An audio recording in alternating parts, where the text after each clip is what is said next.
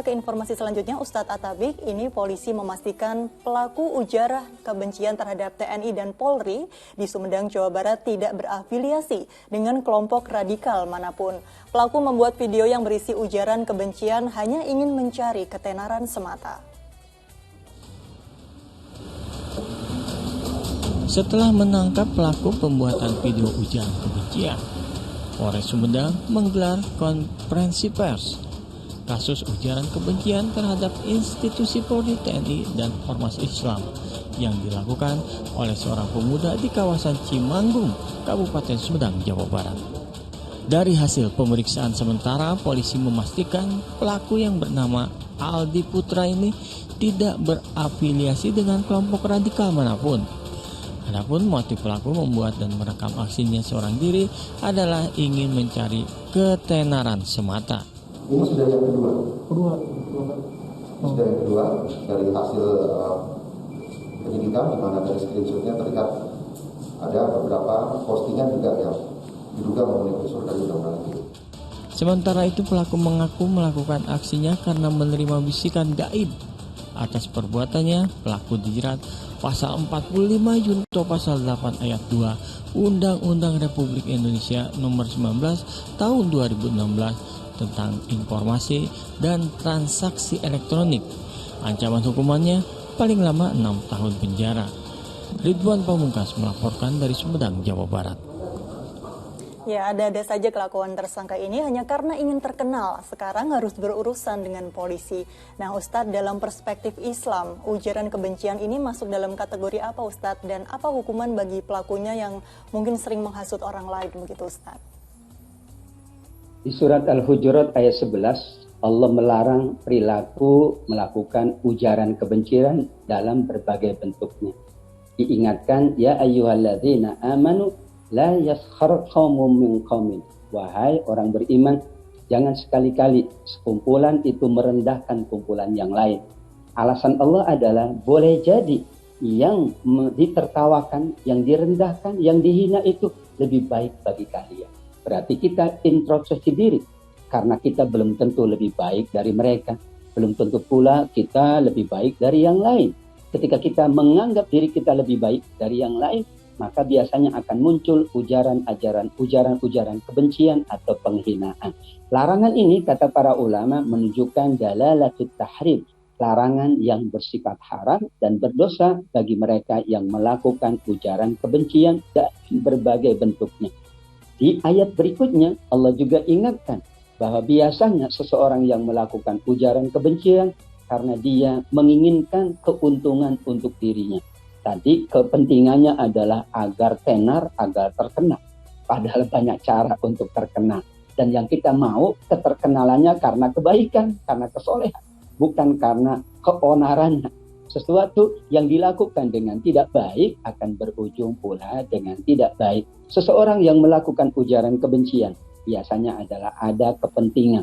Kepentingan itulah yang dihindari agar kemudian seseorang mampu menahan dirinya untuk tidak mengatakan, tidak menyampaikan, tidak membuat apapun melainkan hanya yang baik-baik. Kata Nabi, jika ia beriman kepada Allah dan hari akhir, dia hanya mengatakan yang baik atau dia. Kalau tidak bisa mengatakan yang baik, mengatakan yang memberikan kebahagiaan, mengatakan yang mengangkat harkat martabat orang, memuliakan orang lain, lebih baik dia diam. Diam itu adalah hikmah, kata Nabi. Namun sedikit sekali yang melakukan diam. Kenapa? Karena dia tergoda untuk banyak melakukan ujaran kebencian, ujaran-ujaran yang tidak bermanfaat. Diam lebih baik. Atau kita hanya menyampaikan yang baik-baik tentang orang lain, tentang apapun, insya Allah. Saat kita menyampaikan yang baik, kata Nabi, wal kalimatut thayyibah shadaqah, menyampaikan yang baik-baik, malah dinilai sedekah di sisi Allah. Subhanallah. Nah, Ustadz, ini kan kita hidup di zaman di mana informasi mudah sekali didapat, namun belum tentu kebenarannya. Dalam Islam, bagaimana seharusnya kita bersikap saat menerima sebuah informasi yang belum tentu kebenarannya atau seperti hoax begitu, Ustadz? Ya, berita hoax, berita yang tidak dapat dipastikan kebenarannya, bahasa kita adalah berita yang tidak ada manfaatnya. Tentu yang paling inti adalah kita hindari. Allah Subhanahu wa taala mengingatkan di surat Al-Hujurat ayat yang ke-6, "In ja'akum fasikun binaba'in fatabayyanu." Hendaklah melakukan tabayun, check and recheck. Kita memastikan kebenaran berita tersebut. Bahkan kalau kita tidak tahu, maka lebih baik kita tidak mendengar berita itu, atau itu hanya sebagai konsumsi pribadi saja. Karena bisa jadi ada orang lain yang tidak dapat memilah dan memilih. Ketika kita mampu memilah dan memilih, tetap saja lebih baik kita tidak sebarkan kalau itu mengundang kontroversi atau menimbulkan fitnah di halayak ramai. Sampai diingatkan di surat An-Nur ayat 19, siapapun yang menyebarkan berita yang tidak jelas, apalagi berita tersebut mengandung unsur fitnah, maka ia akan diancam oleh Allah azabun alimun fid dunya wal akhirah, azab yang pedih di dunia dan azab yang pedih pula di akhirat. Kata para ulama, biasanya Allah menyebut azab yang pedih di akhirat, tapi urusan hoax, urusan yang tidak jelas kebenarannya, itu sampai dilipat gandakan.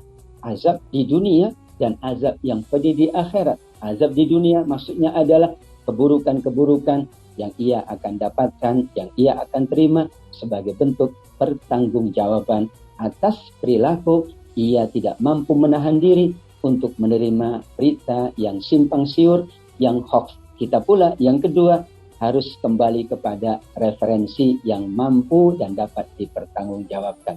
Insya Allah dengan demikian kita terhindar dari berita yang tidak bermanfaat dan kita hanya menerima berita yang bermanfaat.